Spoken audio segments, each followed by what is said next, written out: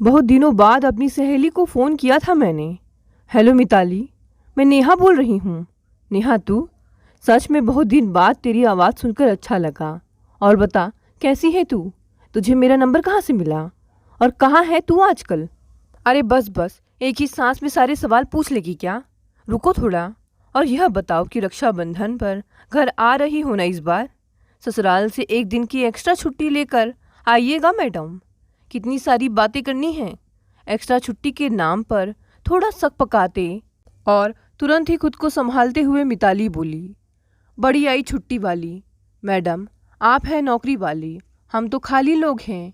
ये बताइए, आपको कैसे इतनी फुर्सत मिल जाएगी? आखिरी बार ज्वाइन करते समय कॉल की थी, तब से मैडम बस नौकरी की ही होकर रह गई हैं।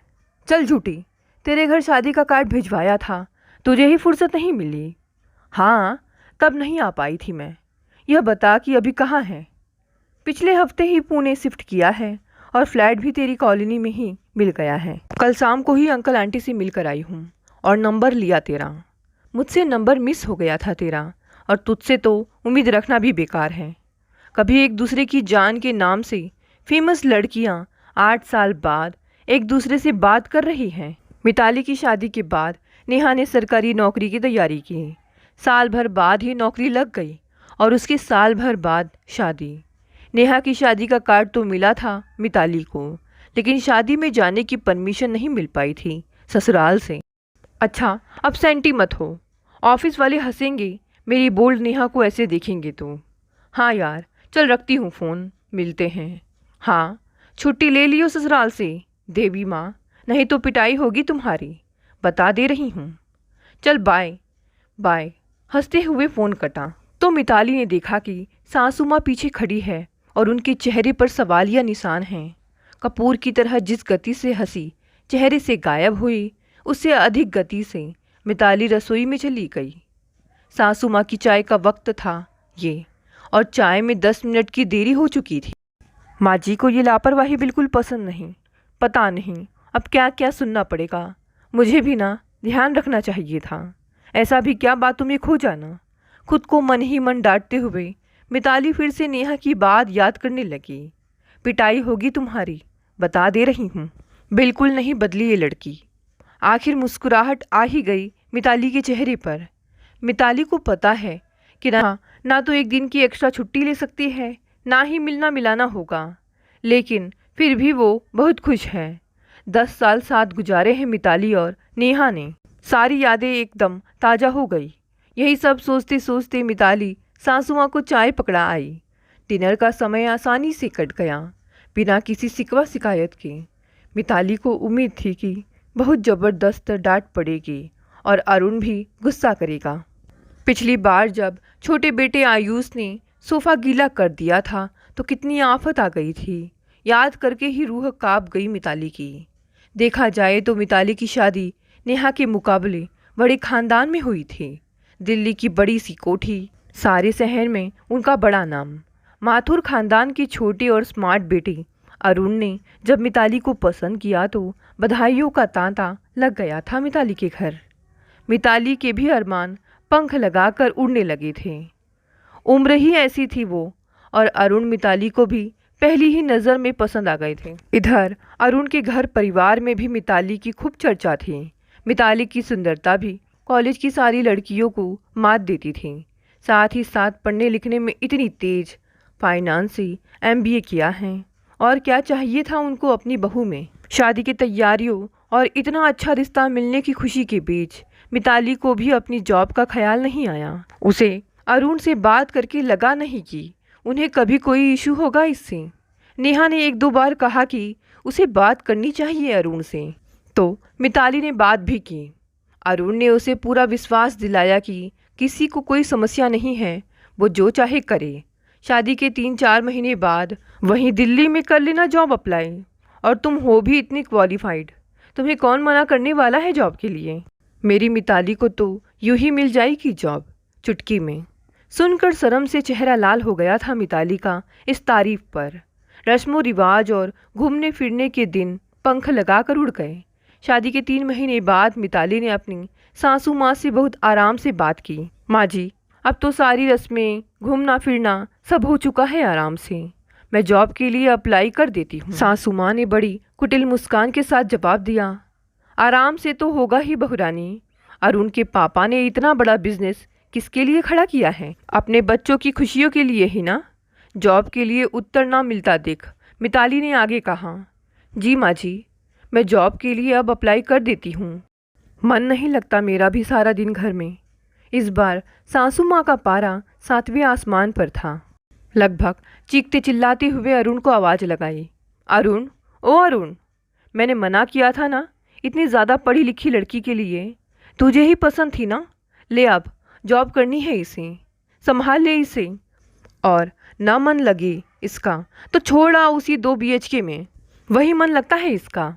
अरुण सिर झुकाए खड़ा रहा और मिताली को अंदर जाने का इशारा किया। मिताली के जाने के बाद अरुण बोला, माँ समझा दूंगा मैं उसे, आप नाराज ना होइए। दोबारा जबान नहीं खोलेगी वह आपके सामने। अंदर जाते ही अब अरुण को मिताली पर चिल्लाना था। क्या ज़रूरत है तुम्हें जॉब करने की? क्या कमी है इस घर में? इतनी बड़ी कोठी की रानी हो तुम, रानी बनकर रहो। क्या तकलीफ़ है तुम्हें? और माँ, उनके सामने किसी जबान खुलती हुई देखा है तुमने जो इतना बोलती हो? मिडिल क्लास से होकर भी संस्कार नाम की कोई चीज़ नहीं है तुम में।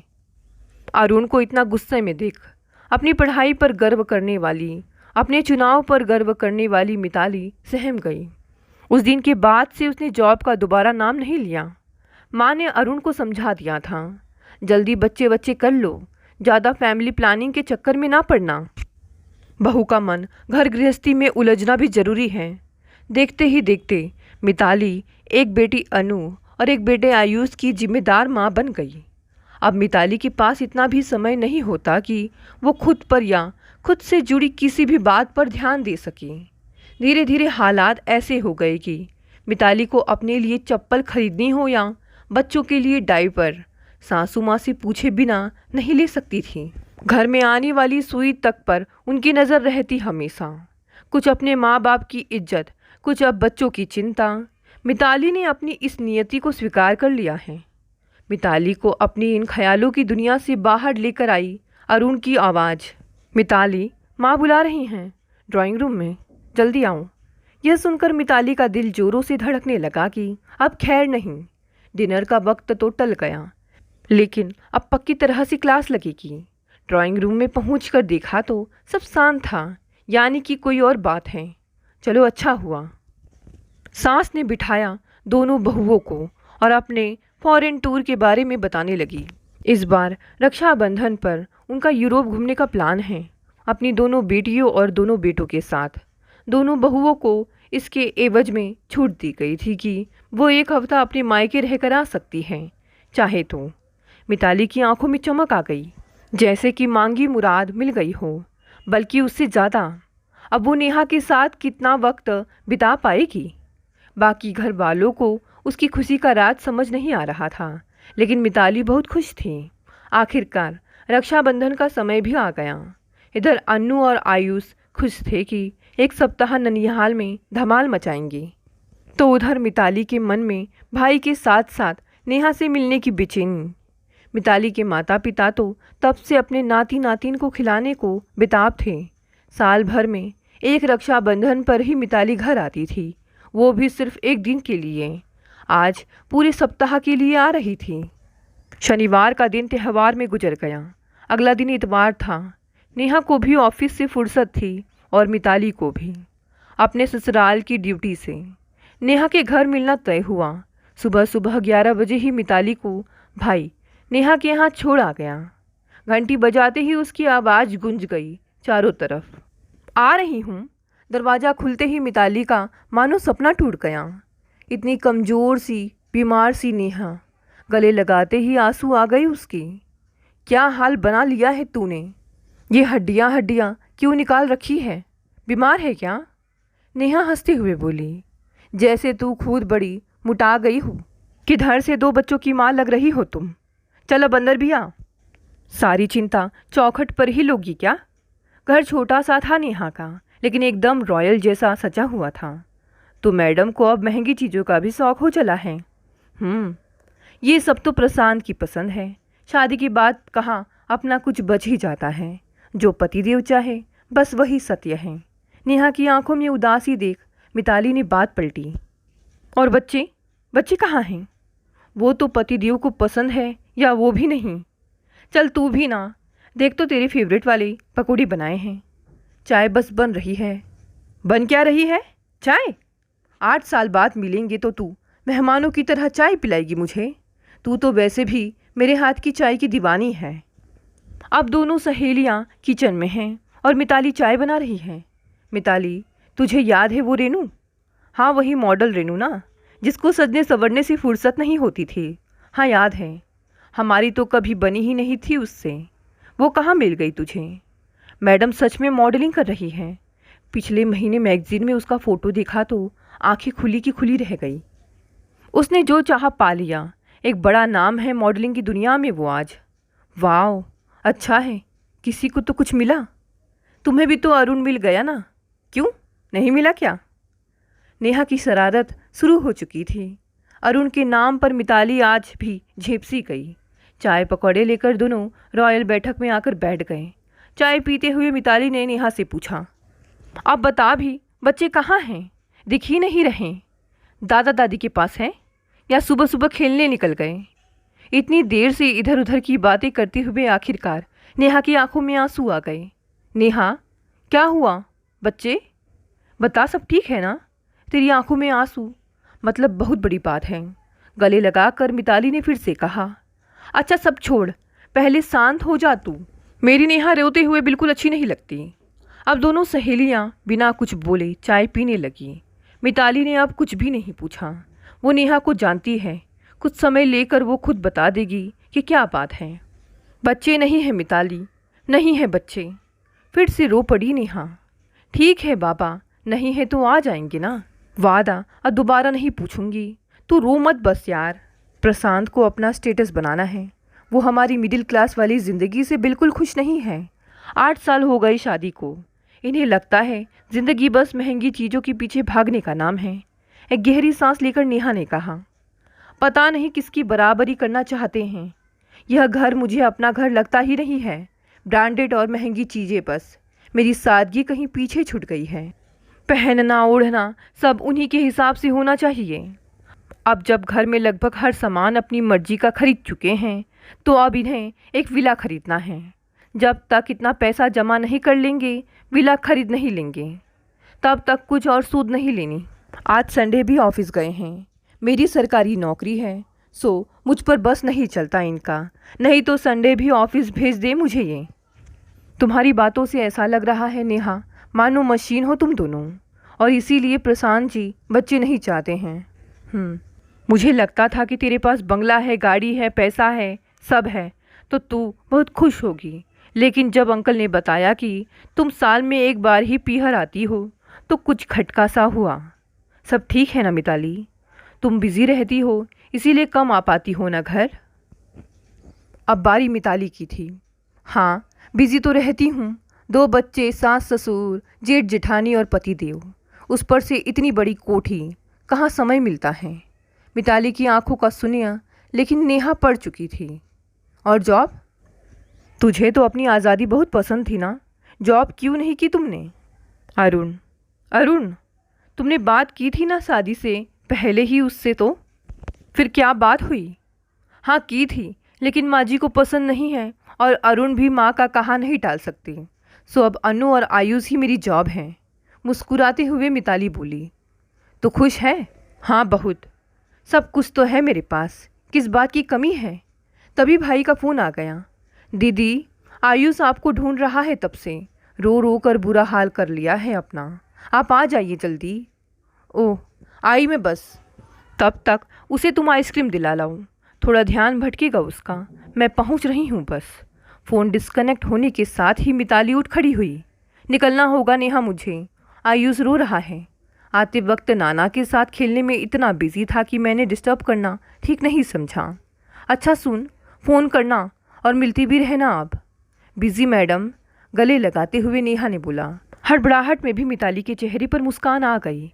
मिलते हैं, चल बाय, ख्याल रखना अपना, मैं फ़ोन करती हूँ। 10 मिनट बाद मिताली अपने घर थी और आयुष में बिज़ी हो गई। उधर नेहा भी अपने वीकेंड वाले काम निपटाने में लग गई है। सब कुछ रूटीन जैसा दिख रहा है, चल भी रहा है, लेकिन दोनों के मन में उथल पुथल मची है। अपने अपने रूटीन में बिजी ये दोनों सहेलियां, जिनके पास खुद के बारे में सोचने का समय नहीं होता, वो दोनों ही एक दूसरे के बारे में सोच रही हैं, बल्कि सोचे ही जा रही हैं।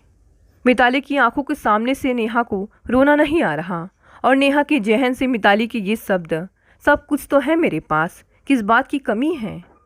नेहा जानती है कि इस बात का मतलब है कि जो दिख रहा है वो सच नहीं है। इधर मिताली नेहा के साथ साथ मॉडल रेनू के बारे में भी सोच रही थी। सबसे कमज़ोर बैकग्राउंड होने के बाद भी उसने वो पा लिया जो उसने चाहा था। उसके पास सबसे ज़्यादा जो था वो थी जिद, वरना उसके सपनों का कौन मजाक नहीं उड़ाता था कॉलेज में। रविवार के बाद सोमवार भी इसी तरह गुजर गया। न ऑफिस में मन लगा नेहा का, न घर में। माँ पापा भाई बच्चे सबके होते हुए भी मिताली अपने में खोई सी रही। जाने क्या था वो जो दोनों के मन में बीज ले रहा था। मंगल की शाम को मिताली ने भाई को आवाज़ लगाई, सोनू, ओ सोनू। आया दीदी। एक बात बता, MBA कंप्लीट हुए मुझे 10 साल हो गए हैं ना। इतना गैप हो जाने के बाद कोई जॉब मिलेगी क्या मुझे? जॉब?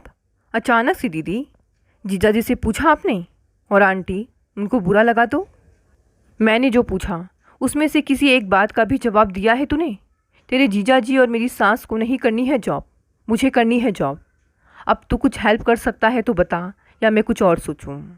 अपनी दीदी अचानक से आए आत्मविश्वास को देख आश्चर्य मिश्रित खुशी से सोनू बोला, अरे करूँगा क्यों नहीं, लेकिन सच बात यह है कि इतने गैप के बाद आपको अच्छा पैकेज मिलना मुश्किल है। बहुत स्ट्रगल रहेगा, जॉब मिलना भी एक मुश्किल टास्क रहेगा। कंपनियां एक्सपीरियंस्ड लोगों को पहले बुलाती हैं। अच्छा, मायूस हो गई मिताली। अरे इसमें उदास होने वाली क्या बात है, पूरी बात तो सुनिए। सुना, वर्क फ्रॉम होम कर सकती हैं आप दीदी। शेयर मार्केट की करंट स्ट्रैटेजी समझने के लिए एक सर्टिफिकेट कोर्स कर लो आप, फिर आप अपने हिसाब से ऑनलाइन टाइम स्पेन सेलेक्ट कर पाएंगी और बच्चों को भी देख पाएंगी। मुझे कल तक का समय दो, मैं पूरी तरह डिटेल्स पता करके बताता हूँ आपको। इधर डिनर पर प्रशांत हमेशा की तरह अपनी कंपनी और मालिक संचेती के बखान किए जा रहा था, लेकिन नेहा का ध्यान ना खाने में था और ना ही प्रशांत की बातों में। डिनर के बाद प्रशांत ने पूछा भी, तबीयत तो ठीक है ना तुम्हारी? इतवार से देख रहा हूँ तुम्हें बुझी बुझी सी हो, और तुमने बताया भी नहीं कि तुम्हारी सहेली से मुलाकात कैसी रही। क्या झटका दे दिया उसने मेरी जान को? कुछ भी तो नहीं। एक फीकी मुस्कान के साथ नेहा उठकर अपने काम में लग गई। प्रशांत ने भी ज़्यादा ध्यान नहीं दिया, वह अपनी जिम्मेदारी पूरी कर चुका है। अब ना बताए तो नेहा की मर्जी। नेहा भी जानती थी कि औपचारिकता थी वो, दोबारा नहीं पूछने वाला प्रशांत। मंगल की रात दोनों सहेलियों के लिए मंगलकारी या यूं ही कहिए क्रांतिकारी रही। नेहा ने खुद को इस बात के लिए तैयार किया कि वो प्रशांत से साफ साफ शब्दों में बात करेगी कि वो माँ बनने की खुशी से अब और दूर नहीं रह सकती। और मिताली ने तमाम कोर्सेज देखकर दिल्ली के कॉलेज में अप्लाई भी कर दिया। बुधवार की सुबह दोनों के लिए परीक्षा की घड़ी थी जैसे। मिताली अरुण के फ़ोन का इंतज़ार कर रही थी और नेहा प्रशांत की जागने का।